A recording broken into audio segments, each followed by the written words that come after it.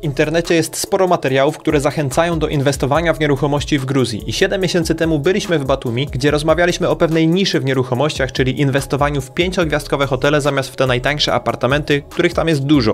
Ale Gruzja to nie tylko Batumi. Są to też piękne krajobrazy i inne ciekawe miasta, jak chociażby stolica kraju, czyli Tbilisi. I właśnie to miasto pokażemy Wam w tym odcinku. Porozmawiamy o tym, czy stolica jest lepszym kierunkiem do inwestowania niż Batumi oraz o tym, czy inwestowanie tutaj jest bezpieczne, bo przez ostatnie 7 miesięcy w Gruzji dużo się działo. Były m.in. wybory parlamentarne, premier tego kraju ogłosił, że zawieszają rozmowy o dołączeniu do Unii Europejskiej, były strajki uliczne. W dużej mierze wynika to z ich położenia geograficznego, są bezpośrednim sąsiadem Rosji i wielu Gruzinów uważa, że bycie neutralnym jest dla nich najlepszym rozwiązaniem, daje im bezpieczeństwo i najlepsze możliwości rozwoju.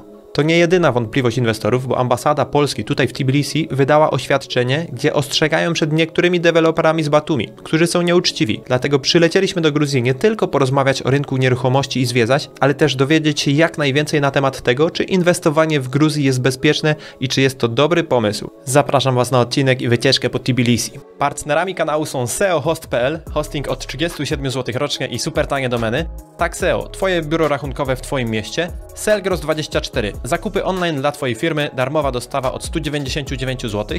Książki, które inspirują małych i dużych czytelników, wydawnictwo martel.pl. Szczegóły i linki w opisie. Cześć Tina, spotykamy się znowu po 7 miesiącach, tym razem jesteśmy w stolicy, w Tbilisi i opowiedz, czym Wy jako Next się zajmujecie, gdzie macie swoje inwestycje. Cześć Paweł. Za ostatnie 7 miesięcy, odkąd nie widzieliśmy, wydarzyło się naprawdę dużo. Tak, otworzyliśmy nowe biuro, w którym teraz jesteśmy. Jesteśmy w centrum Tbilisi, w Awlabari, centrum Starego Miasta i mamy jeszcze nowy projekt tutaj obok w Tbilisi i w ciągu roku planujemy zainwestować w Tbilisi 1 miliard lari, gdzieś będzie 1,5 miliarda złotówek. Trochę tak przesunęliśmy do Tbilisi, nasza firma Next i w całości uważamy, że Tbilisi jest takim, w Tbilisi będzie taki boom inwestycyjny, co było w Batumi gdzieś tam 3-4 lata temu. Ceny idą do góry. Na przykład za ostatnie tylko 1,5 roku ceny wzrosły na 12% na rynek pierwotny w Tbilisi. Dlatego tak aktywnie zaczynamy tak samo naszą działalność w Tbilisi. A ostatnio jeszcze otworzyliśmy biuro w Dubaju i w Kenii. Wiecie, że nie jest tak łatwo zacząć budowę i wejść do rynku Dubaju. Jesteśmy pierwszą firmą w Gruzji, która zaczęła budowę tam. Mamy tam 2 projekty. Jeden nasz projekt na Dubai Island i drugi Dama Hills 2. Mamy willy tam i mamy apartamenty w Next Coral, tak? W Dubai Island. Jest trudnym wejście do Dubaju. Firma deweloperska spełniać wszystkie warunki. Tam musi być idealna reputacja, idealne tam dokumenty i tak dalej. I nasza firma to naprawdę spełnia. Mamy wszystkie tam gwarancje, escrow, mamy dokumentację, pozwolenie i tak dalej na budowę. No i tam tak, otworzyliśmy tak samo biuro, jeżeli na przykład będzie turysta, tam klient z Polski, tak w Dubaju może zawitać, przyjść do naszego biura i tam kupić apartamenty na przykład i w Gruzji, i tam, i w Kenii. Wystartowaliśmy tak samo z projektem i w Hiszpanii. Wiem, na ile ten kierunek jest popularny w Polsce. Zaczęliśmy budowę w Marbelli.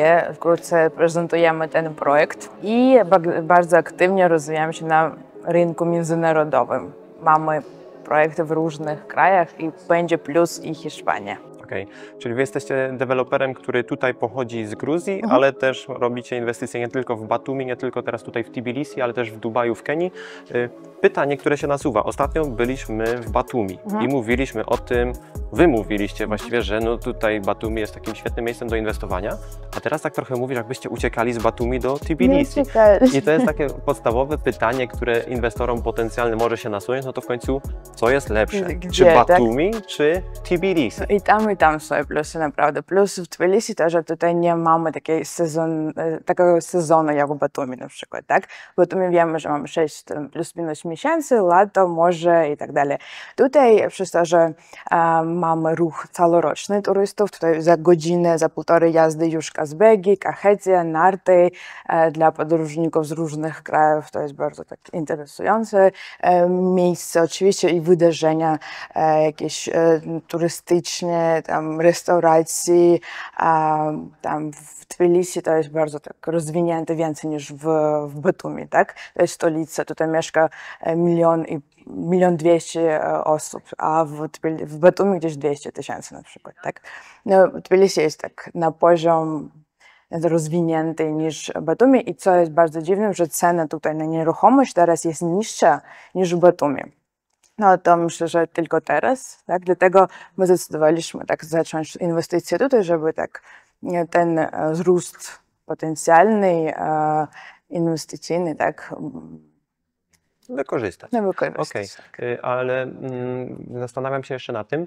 Batumi jest miastem takim typowo turystycznym. Powiedziałeś, sezon powiedzmy około 6 miesięcy, no to jest taki kurort nadmorski, ale tutaj stolica, czy tutaj inwestując, to też nastawiamy się na turystów? Czy tutaj jest to też takie centrum Tak. biznesu, studenci? Oczywiście, Jak ten tak. rynek wygląda? Kto wynajmuje tego typu nieruchomości? Czy to jest taki wynajem długoterminowy, czy raczej nastawiać się tutaj na wynajem pod turystów krótkoterminowy? Tutaj tak samo bardzo dobrze i wynajem długoterminowy, przez to, że to jest centrum i biznesowe i tak samo z różnych miast Gruzji przyjeżdżają studenci, nie tylko z Gruzji, z różnych krajów przyjeżdżają studenci do Tbilisi, tam do uczelni i tak dalej.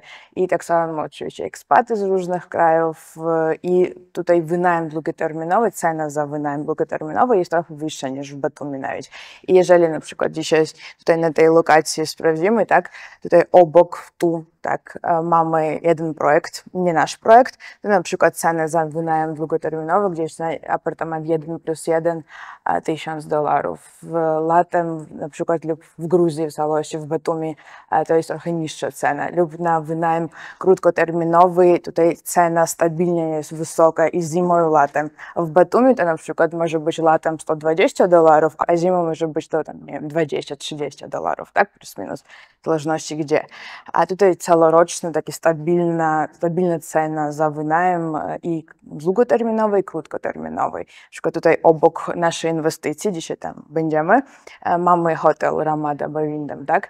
I tam średnia cena $80 i zimą i latem za wynajem. Tam za taką kawalerkę, studia, tam double room, tak? No i myślę, że plus Tbilisi, że no, długoterminowy wynajem, ceny stabilne i zimą i latem, corocznej, turyści co roku, cały rok tutaj i zimą i latem. No i oczywiście ten wzrost ceny, który tam był w Batumi tam 4 lata temu, teraz i w Tbilisi tak samo. Okej.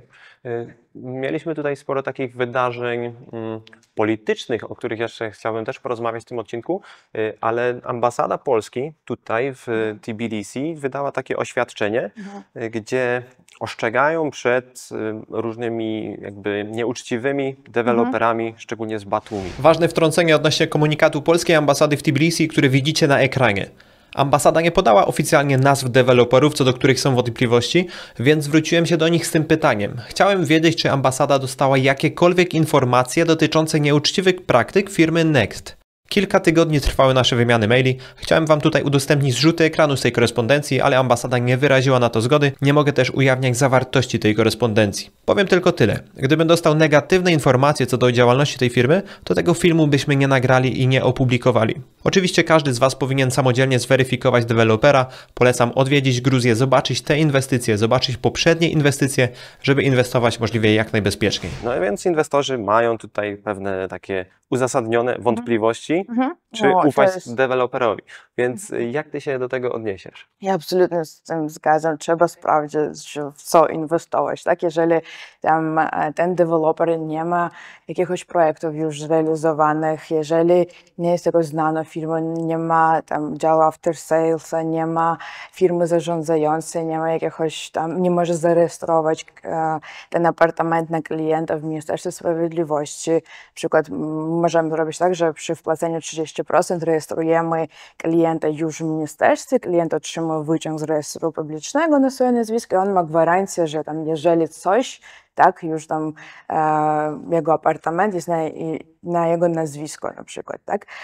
Musi być ta rejestracja, trzeba sprawdzić, tak? Na przykład ja nigdy nie inwestuję nawet w swoim kraju w projekty, w których tam nie ma w ogóle nic już gotowego, tak? Żeby tam przyjść, sprawdzić, w jakiej jakości oni budują. Można nawet zamieszkać tam dzień, dwa, żeby zobaczyć to na miejscu, tak? Jak ta firma buduje. Dlatego oczywiście trzeba sprawdzić, tak? Wszystkie te gwarancje, tam, czy spełnia jakieś tam standardy ten deweloper. I lepiej, nie wiem, myślę, że tam na $300 więcej będzie ta cena za metr kwadratowy, ale wiecie, że ten deweloper ma już coś dobudowane, tam bez jakiegoś opóźnień i tak dalej. Dlatego oczywiście trzeba sprawdzić. Jest bardzo ważna tak samo firma zarządzająca u tej firmy. Przecież oczywiście tam każdy może tam coś dobudować, tak? Jakaś tam będzie ten dom tam dobudowany, ale potem, że trzeba otrzymywać z tego jakiś zysk, tak? Jeżeli firma nie ma firmy zarządzającej, która będzie dbać o obłożeniu, o marketing i tak dalej, to, no, to inwestycyjnie to nie ma, myślę, że takiej wartości ten apartament, tak? Oczywiście można przyjechać tam zamieszkać, ale no, ktoś musi to wynajmować, a z innego kraju, na przykład z Polski, to robić tu, no, to jest trochę tak trudno, tak?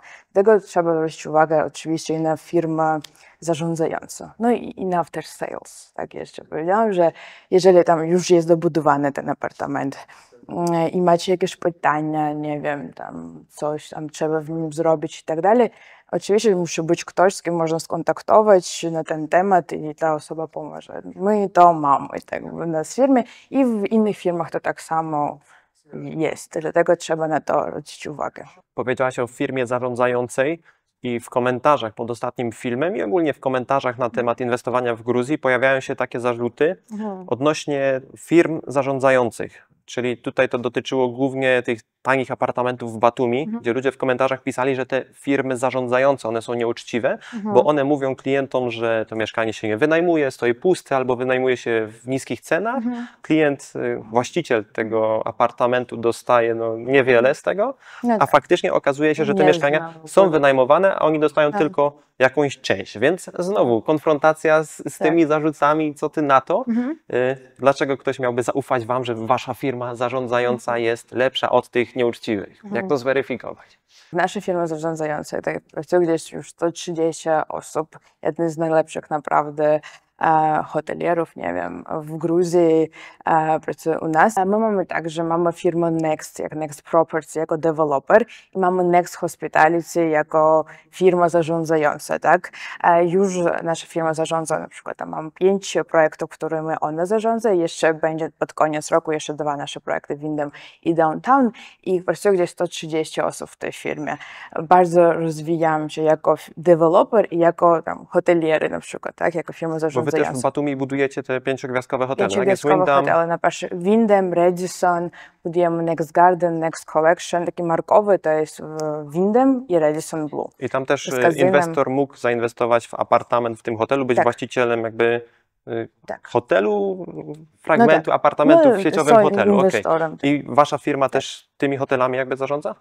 Radissonem nie, a Windhamem i innymi projektami tak. Mamy tak, że mamy aplikację na telefon, tam można zawsze sprawdzić na przykład kto mieszka w tym apartamencie, informacje o wszystkich tam jakiegoś płatnościach, jaki zysk i tak dalej. Wszystko tam macie już w swoim telefonie, możecie zobaczyć i tak dalej. Zawsze można otrzymać raport. Jesteśmy bardzo maksymalnie takie możemy wszystkie informacje wysłać na przykład klientowi, są miesięcznie invoice i raport klient otrzymuje. Dlatego oczywiście, dlatego i mówię, że nie trzeba patrzeć na to, tak, co oni robią, jakie mają na przykład sukcesy, nie wiem, jak nasze firmy zarządzające pracowały na tym projekcie, nad tym, mamy informację oficjalną, że jaki był zysk na tych projektach i tak dalej. Dlatego trzeba na to patrzeć i jesteśmy maksymalnie otwarci, żeby pokazać, jaki był zysk na tym apartamencie czy na tym i No, aktywnie pracujemy nad naszą firmą zarządzającą, żeby ona była jedna z najlepszych w Gruzji, tak? Większość firm nawet nie ma firm zarządzających lub zaczyna tylko teraz nad tym myśleć, tak? A my to wszystko robimy oficjalnie i z jednych tam na przykład tak znanych hotelierów, którzy mają doświadczenie, pracują teraz u nas i rozwijamy bardzo w tej stronie tak samo. Mamy tam Next jako deweloper i Next jako hospitality. Chciałam przedstawić nasz nowy projekt w Tbilisi, nasz pierwszy projekt w Tbilisi. Do końca tego roku u nas będzie jeszcze plus 3 projekty.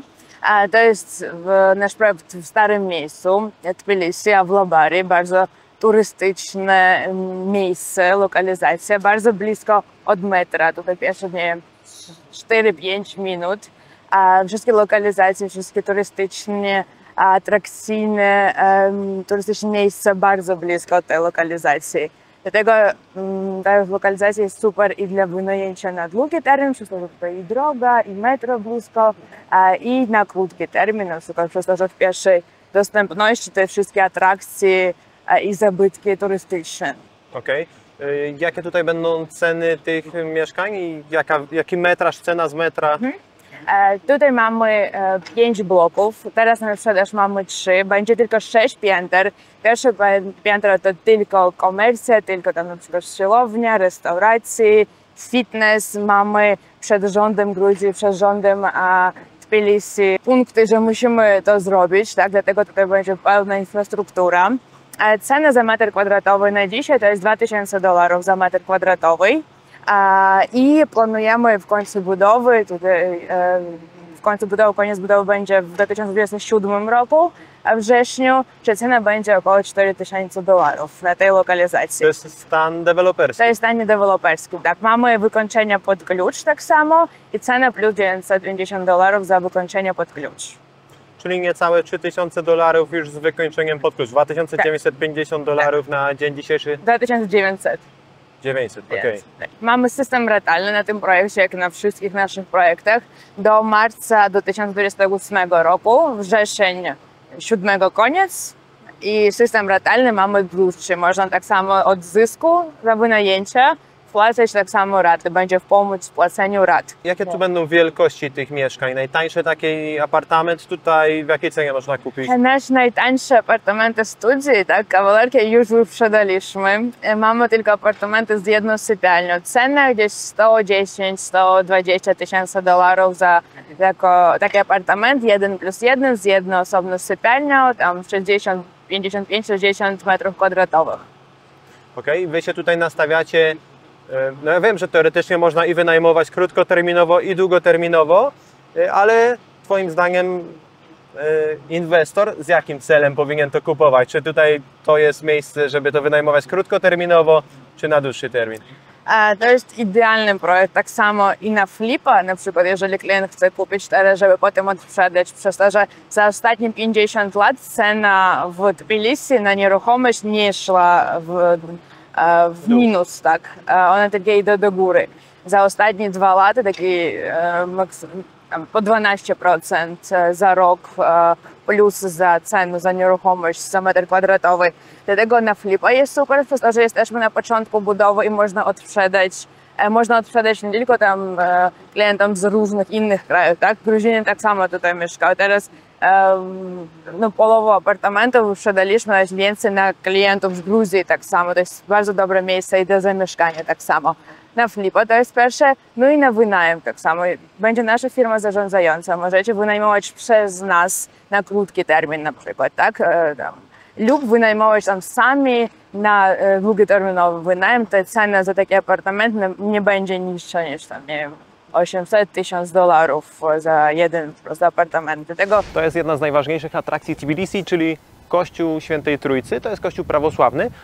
Jak na kościół jest stosunkowo nowy, bo został wybudowany w 2004 roku. I to jest kościół na takim wzniesieniu z piękną panoramą na miasto. I tutaj jeszcze z takich ciekawostek, ten kościół jest zlokalizowany 5–7 minut piechotą, spacerem od tej inwestycji, którą tutaj firma Next buduje. Także lokalizacyjnie pod turystów całkiem ciekawe miejsce, a większość turystów, którzy przylatują do Tbilisi, to miejsce przychodzą odwiedzać. tym miejscu zaczyna się historia Tbilisi i tutaj mamy łaźnie, gdzie można zażyć kąpieli, można też skorzystać z masażu. Tutaj są wejścia do tych pierwotnych łaźni i w tym miejscu wczoraj na balkonie jedliśmy obiad. I jeżeli chodzi o Gruzję, jeżeli ktoś tutaj był, no to widzi tutaj pewne takie kontrasty. To, co mi się podoba w Gruzji, że jest tutaj jeszcze trochę takiej dzikości. Gdy tutaj się przyjeżdża, my tutaj 2 razy byliśmy, 2 razy przylatywaliśmy do Kutaisi i stąd z Kutaisi tutaj do Tbilisi jechaliśmy autem jakieś 3,5 godziny, ale dzięki temu można też przejechać przez takie małe miasteczka, wioseczki, zobaczyć jak wygląda te prawdziwe życie, nie tylko jak wygląda stolica. I jest tutaj cała masa kontrastów. To, że przyjeżdżasz tutaj i widzisz na środku drogi krowę, widzisz jakiś mały wiejski sklepik, czy samochody jeżdżące bez zderzaków, to, że między pasami na autostradzie są krowy, czy jest na przykład koń, to jest bardzo ciekawe. I wjeżdżając do Tbilisi, tutaj w samym Tbilisi też jest cała masa tych kontrastów. Mamy tutaj rozpadające się jakieś małe budyneczki, a zaraz obok odnowione kamienice. Kawałek dalej są nowe drogi, takie szybkiego ruchu, taki duży zgiełk wielkiego miasta, nowoczesny, a zaraz obok to się łączy z takimi odrapanymi, wąskimi uliczkami. I to jest bardzo ciekawy klimat, ma to swój urok i myślę, że Tbilisi jest miastem, które zdecydowanie warto odwiedzić. Za mną jest budynek, w którym oficjalnie mieszka prezydent Gruzji. I tutaj widać takie wszędzie nawiązania do Unii Europejskiej. Czy tutaj na tym budynku jest flaga Unii, czy na budynku parlamentu też jest flaga gruzińska i flaga Unii Europejskiej. Więc mimo ich wszystkich politycznych zawirowań, takiego trochę stania między młotem a kowadłem, no to wszędzie się identyfikują z Unią Europejską. Jesteśmy teraz pod budynkiem parlamentu, bo od naszych ostatnich nagrań, które były w październiku, wydarzyło się tutaj politycznie sporo. Wtedy, gdy byliśmy w Gruzji, to wszędzie było widać flagi Unii Europejskiej, bo przed nimi były wybory do parlamentu. I te wybory pod koniec października wygrała partia Gruzińskie Marzenie po raz 4. Część osób uważa, że to jest partia prorosyjska. Oprócz nich do parlamentu weszły też 4 partie opozycyjne prozachodnie. Premier tego kraju ogłosił, że zawieszają rozmowy o dołączeniu do Unii Europejskiej do 2028 roku i narracja tutaj była taka, że oni chcą przystąpić wtedy, gdy będą gotowi, gdy bardziej się rozwiną. Teraz nie chcą korzystać z tych funduszy unijnych, bo własnymi siłami są w stanie ten kraj rozwijać bardzo dobrze. Taka była oficjalna narracja. W wyniku tych wszystkich zdarzeń było też tutaj sporo ulicznych protestów i do dzisiaj tutaj widać banery, pojedyncze osoby protestujące.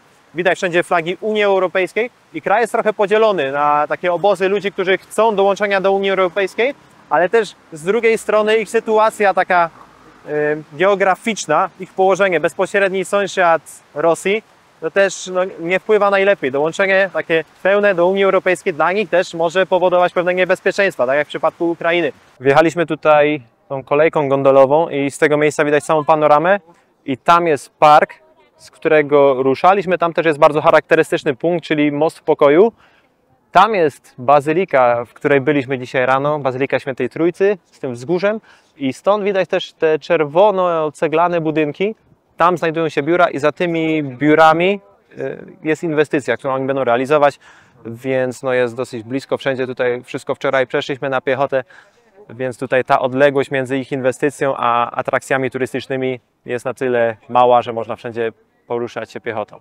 Na wzgórzu i w kolejce linowej porozmawialiśmy o inwestycji, lokalizacji, cenach wynajmu w Tbilisi i o stopie zwrotu. Projekt realizują w dzielnicy Avlabari, skąd łatwo można dostać się do najważniejszych miejsc w mieście. Sama inwestycja Tbilisi Downtown ma składać się z 5 bloków mieszkalnych w układzie okręgu.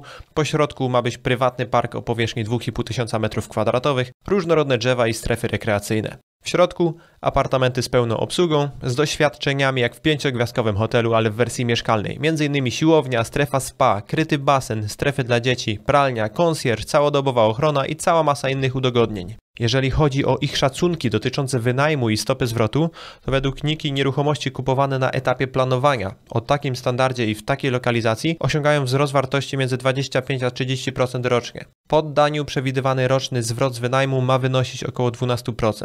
Tutaj weźcie pod uwagę, że są to ich szacunki. Każdy z Was powinien takie badanie rynku przeprowadzić samodzielnie. Bardzo ważnym elementem zawsze wizyty w Gruzji jest gruzińska kuchnia, także my za chwilę tutaj będziemy kosztować.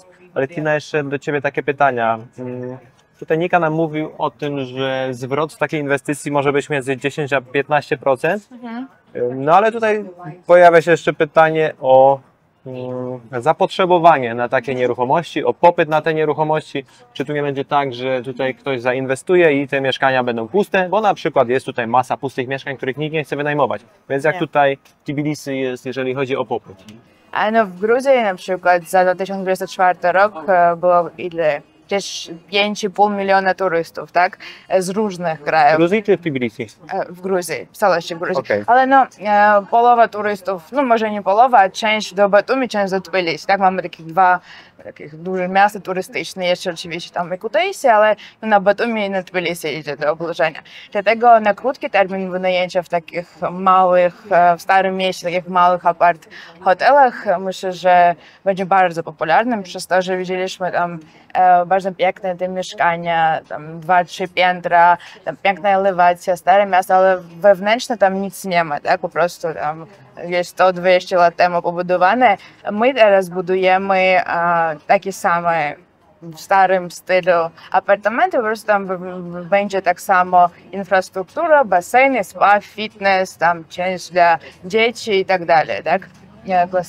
Jakieś sale komercyjne i sale tak samo konferencyjne. Tak, i tego popyt na krótki termin w Tbilisi jest bardzo takim aktywnym, przez to, że przyjeżdżają z różnych krajów. 5,5 miliona turystów rocznie, myślę, że to jest no, taka cyfra. I na długi termin tak samo bardzo aktywnie wynajmują nie tylko turyści tak, z innych różnych krajów, ale w całości z Gruzji. Tbilisi jest takim centrum edukacyjnym, wszyscy w Gruzji chcą mieszkać oczywiście w stolicy i wynajmują to cały czas. Tam studenci po prostu z małych miast przyjeżdżają do Tbilisi, dlatego no, myślę, że mieszkać w takich apartamentach, gdzie wszystko tam masz w samym kompleksie, plus bardzo dobre lokalizacje, no myślę, że to jest super. Plus cena za takie apartamenty w takich starych domach, tak? Tam tak samo gdzieś 2-2,5 tysięcy dolarów, po prostu przez to, że to jest stare, takie piękne mieszkanko, ale no tak. A w nowych będzie jeszcze oczywiście wyższa cena. Tina, bardzo Ci dziękuję za kolejną naszą podróż do Gruzji. My się oddajemy w ramiona kuchni gruzińskiej, które Wy mogliście zobaczyć na przebitkach. No i myślę, że warto tutaj przyjechać, zobaczyć Tbilisi, zobaczyć Gruzję, zupełnie inny świat. Także dzięki za dzisiaj, za tą małą relację. No i do zobaczenia w kolejnych odcinkach na kanale.